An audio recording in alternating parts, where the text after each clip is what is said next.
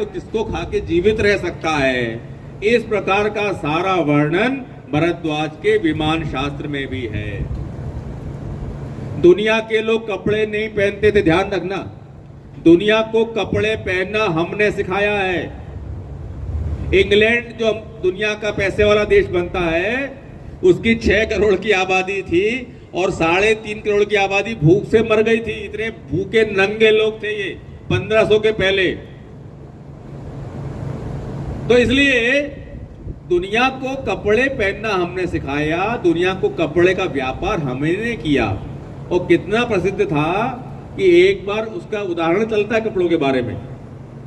औरंगजेब की बेटी उनके पास पहुंची तो उन्होंने उनका नालायक, बेशर्म, बेहया, तेरे को तमीज नहीं है, बाप के सामने कैसे कपड़े पहन के आना चाहिए। उन्होंने कहा, पिताजी मैंने 7 तह करके कपड़ा पहना, इतना बारीक है, हम क्या करें। एक ईरान के एक राजदूत भारत से एक नाइल का खोल में कपड़ा रख के ले गए। राजदूत ने राजा को, सुल्तान को भेंट किया और कहा कि भारत से लाया हूं। उन्होंने नारियल लाए हो? उन्हें खोलो तो सही। खोला तो 30 यार्ड लंबा, 30 मीटर के बराबर लंबा कपड़ा खोल में निकला। इतना बारीक कपड़ा बनाने की परंपरा हिंदुस्तान में थी। ढाका का मलमल यूं ही प्रसिद्ध नहीं था। आज का विज्ञान जो धागा बनाता है ना, धागे का नाप जो होता है वो काउंट होता है, जितने ज्यादा काउंट बढ़ेंगे उतना पतला। तो आज का जो विज्ञान है, आज का टेक्सटाइल है, वो 500 काउंट का धागा ही बना पाता है, इससे पतला नहीं बना पाता। लेकिन ढाका मलमल के जो अवशेष मिलते हैं, उसके धागे को जब नापा तो 2500 काउंट का पतला महीन धागा बनाने की परंपरा हमारे हिंदुस्तान में थी। जब अंग्रेज आए तो उन्होंने इन कपड़ा बनाने वालों पर टैक्स लगाया और बाद में तो ढाका का मलमल पहनना और बनाना दोनों को गैर कानूनी घोषित कर दिया और अंगूठे काट दिए कारीगरों के। तो एक उत्कृष्ट कला की हत्या ये हमारे देश में हुई।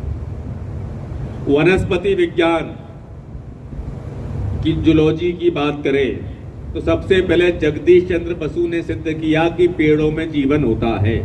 मालूम है ना आपने कोई बात? लेकिन जगदीश चंद्र बसु से पहले महाभारत लिखा गया इस देश में।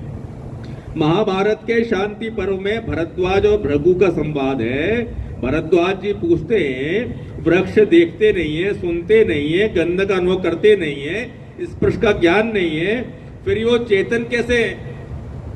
तो भृगु उत्तर देते हैं कि वृक्ष ठोस जान पड़ते हैं, परंतु इनमें आकाश तत्व भी है, जिसमें इनमें नित्य फल फूल पैदा होते हैं, इनमें जीवन है।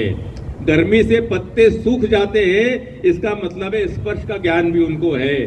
और वायु, अग्नि, बिजली जो कड़कती है तो पत्ते झड़ जाते हैं, इसका मतलब है कि वो सुनते भी हैं। वृक्ष पे चारों ओर लताएं चढ़ जाती है, ऊपर रास्ता ढूंढ लेती है, इसका मतलब वृक्ष देखते भी है। और ऐसा और सिद्ध किया, वृक्ष जो है जड़ से जल पीते भी है, रसनेंद्री भी है, वृक्षों में जीवन भी है, ये हमारे महाभारत में लिखा है जी। और महर्षि पाराशर ने तो वनस्पति का वर्गीकरण भी किया है। वो वर्गीकरण आज के दौर के बराबर है। नौका विज्ञान की बात करें हम, नौका विज्ञान समझते हैं जी, डायरी में लिखा है, हम कहेंगे तो नहीं मानेंगे, मैक्रोपोलो ने कहा है श्रेष्ठतम जहाज हुआ करते थे। हमारे जमाने का ग्रंथ था युक्ति कल्पतरु, उसने नाना प्रकार के जहाजों के साइज, आकार, उनके डिजाइनिंग, किस लकड़ी के बनते हैं वो लकड़ी का वर्णन, इस सारा वर्णन युक्ति कल्पतरु ग्रंथ में लिखा है। कर्नल वाकर ने एक रिपोर्ट भेजी, इंग्लैंड की, भारत के जहाज इंग्लैंड से 12 गुना ज्यादा प्रभावशील। हर 10 साल में इंग्लैंड के जहाजों को रिपेयरिंग करना पड़ता है। भारत के जहाज 50 साल बाद भी रिपेयरिंग के लिए नहीं जाते। भारत के जहाज ब्रिटेन व्यापार चलता था। उस समय अंग्रेजों के आने के पहले भारत में दुनिया के व्यापार का 25% हम करते थे, और पहले जाएंगे तो 50% भी हम करेंगे।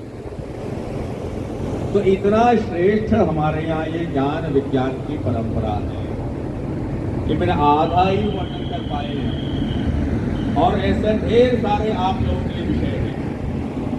आप लोग YouTube का, गूगल का उपयोग करिए और देखिए कि किस किस क्षेत्र में हम कितने श्रेष्ठ हैं।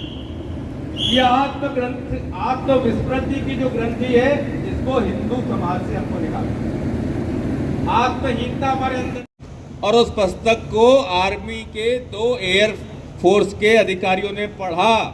31 प्रकार के विमान बनाने की तकनीकी लिखी हुई है और कई प्रकार के सैकड़ों यंत्र जो विमान में लगते हैं वो कहां कहां लगते हैं, किस मटेरियल की बनते हैं, हमने स्क्रीन देखी इनका। और ऐसे इमरजेंसी में लैंडिंग कर रहेगा, बताइए। लक्ष्य इंटरनेशनल स्कूल नागदा में यह विश्व हिंदू परिषद दुर्गा वाहिनी का मालवा प्रांत सौर्य प्रशिक्षण वर्ग चल रहा है। यहाँ पर उज्जैन संभाग हमारे 12 जिलों से बहनें आई हैं। यहाँ पर बहनों को शारीरिक, मानसिक और बौद्धिक विकास कैसे हो, इस निमित्त इनका प्रशिक्षण चल रहा है, जो कि 17 मई से 24 मई तक रहेगा। कितनी वाली का? 480। क्या क्या इनको प्रशिक्षण दिया जा रहा है? यहाँ पर इनको दंड, तलवार, योग, ध्यान, प्राणायाम, बाधा के माध्यम से, ताकि इनका हाथ पैर मजबूत हों, बंकर के अंदर चलना, छोटी कूद, लंबी कूद, रस्सी पर चलना, इस तरह से इनको प्रशिक्षित किया जा रहा है।